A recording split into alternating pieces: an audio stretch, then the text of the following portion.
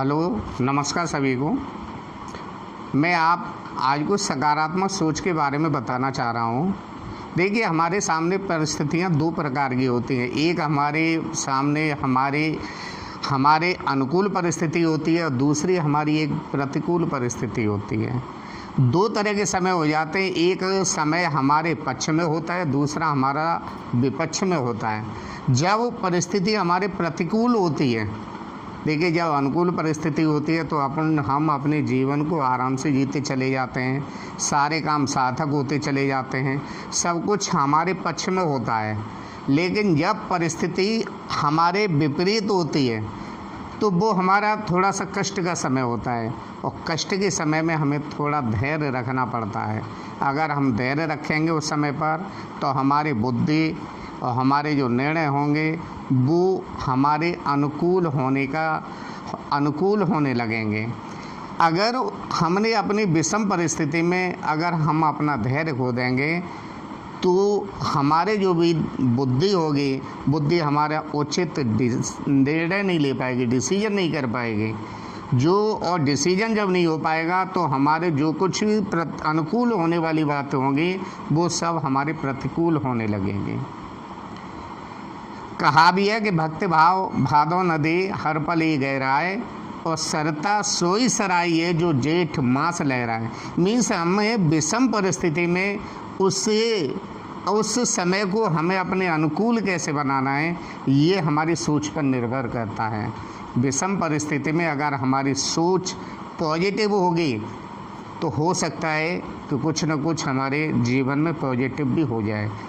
एक छोटा सा दृष्टांत दे करके मैं इस बात को समझा रहा हूँ कि एक बार एक किसान अपने बैल को लेकर के कहीं जा रहा था। रास्ते में चलते हुए जब बैल को प्यास लगी, बैल जो था वो एक कुएं जैसा गहरा एक गड्ढा जैसा था, तो उसमें पानी पीने के लिए जैसे ही आतुर हुआ तो दुर्भाग्यवश वो उसमें जा कर के गिर गया। जब गिर गया तो बैल ने बहुत कोशिश की, उसने प्रयास किया निकलने का, लेकिन नहीं निकल ही नहीं पा रहा था। उसने बहुत प्रयास किया तो वो जो से चिल्लाने लगा, रोने लगा। तो उसकी आवाज़ को सुनकर के किसान दौड़ा आया। तो किसान ने अपने बैल को निकालने का बहुत प्रयास किया लेकिन नहीं निकाल सका। उसने अपने साथियों को बुलाया, साथियों ने भी बैल को निकालने का प्रयास किया लेकिन वो निकालने में असमर्थ हुआ। अब किसान ने ये सोचा कि बैल भी बूढ़ा हो गया है, मैं इसे निकाल भी नहीं पा रहा हूँ, अब क्या किया जाए। अब ऐसा करते हैं कि मिट्टी डाल करके इस बैल को वहीं पर ही दफन कर देते हैं। अब सभी उसके साथी फावड़ा लेकर के उस गड्ढे के किनारे की मिट्टी लेकर के उस गड्ढे में डालने लगे, जिससे बैल बूढ़ा हो चुका था, कुछ उसके किसी काम का नहीं था, तो उसमें उसे वहीं दफन किया जाए।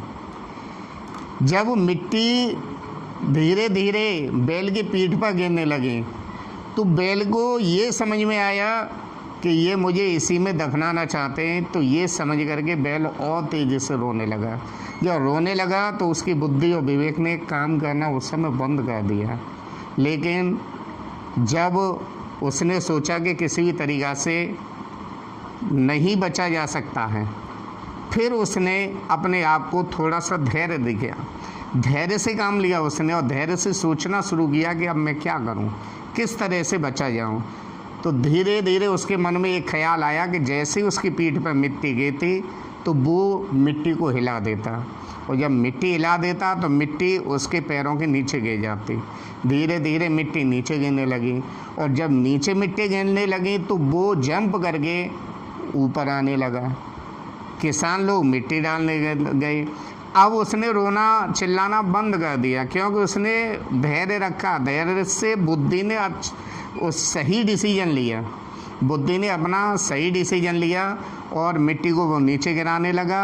गड्ढा बढ़ता गया और वो बैल धीरे धीरे ऊपर आने लगा, और ऊपर आते ही वो किनारे पर पहुंच गया और कूद करके फिर वो बाहर निकला। तो वो गड्ढे से बाहर कैसे निकला? क्योंकि उसने अपनी धैर्य नहीं छोड़ा, और धैर्य रखने से उसकी बुद्धि ने उसी के अनुकूल डिसीजन लिया। ध्यान रहे, आपके जीवन में भी बहुत से मिट्टी फेंकने वाले लोग होंगे, आपको चाहेंगे कि वो वहीं की वहीं दफन हो। आप प्रोग्रेसिव होंगे, सफलता के जब रास्ते पर चलेंगे तो बहुत सारे लोग आपकी रुकावट डालेंगे। वो चाहेंगे कि इसे किसी भी कीमत पर इसको सफलता के रास्ते पर न जाने दिया जाए। आलोचना करेंगे, तमाम तरह के व्यवधान डालेंगे, बुराइयां करेंगे, जिससे आप उन्हीं में उलझ करके वहीं के वहीं रह जाएं, जिस तरह से वो बैल उस गड्ढे में गिरा हुआ था। लेकिन उस समय हमें क्या करना है? उस समय हमें ये करना है कि उनकी तरफ ध्यान न देते हुए, उनके द्वारा जो बुराइयां की गई हैं, मीन्स जो बैल ने किया था, उस बैल ने क्या किया, उस मिट्टी जो उस पर मिट्टी डाली जा रही थी, उसने हिला करके वो मिट्टी को नीचे डाला, और नीचे डाल करके उस मिट्टी की सीढ़ी बना दी जिससे वो निकला।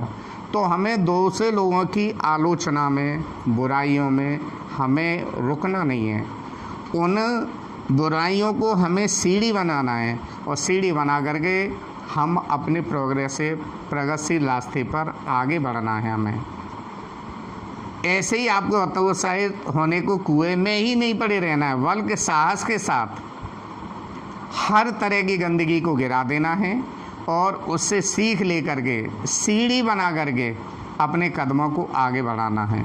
क्योंकि किसी एक मशहूर शायर ने कहा भी है कि गम में हंसने वालों को रुलाया नहीं जाता, गम में हंसने वालों को रुलाया नहीं जाता। गम दुख का समय होता है, दुख के समय में भी जो व्यक्ति पॉजिटिव है, तो फिर इससे भी ज़्यादा उसके लिए नेगेटिव क्या होगा, वो अपने आप को पॉजिटिव बनाने का पूरा प्रयास कर लेगा। कि गम में हंसने वालों को रुलाया नहीं जाता, लहरों का पानी हाथों से हटाया नहीं जाता, अरे होने वाले खुद ही हो जाते हैं अपने, किसी को कहकर अपना बनाया नहीं जाता, किसी को कहकर अपना बनाया नहीं जाता। तो मैं यही चाहूँगा कि आप लोग अपनी सोच को सकारात्मक रखिए, चाहे वो हमारी परिस्थिति कैसे भी हो, चाहे हमारी परिस्थिति अनुकूल हो या प्रतिकूल हो, हमें अपनी सोच को नहीं बदलना है। सोच हमें सकारात्मक ही रखनी है, क्योंकि सब कुछ सोच पर ही निर्भर करता है।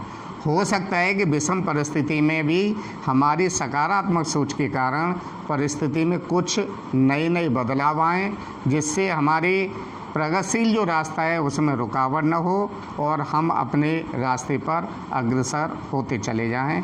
धन्यवाद, नमस्कार सभी को।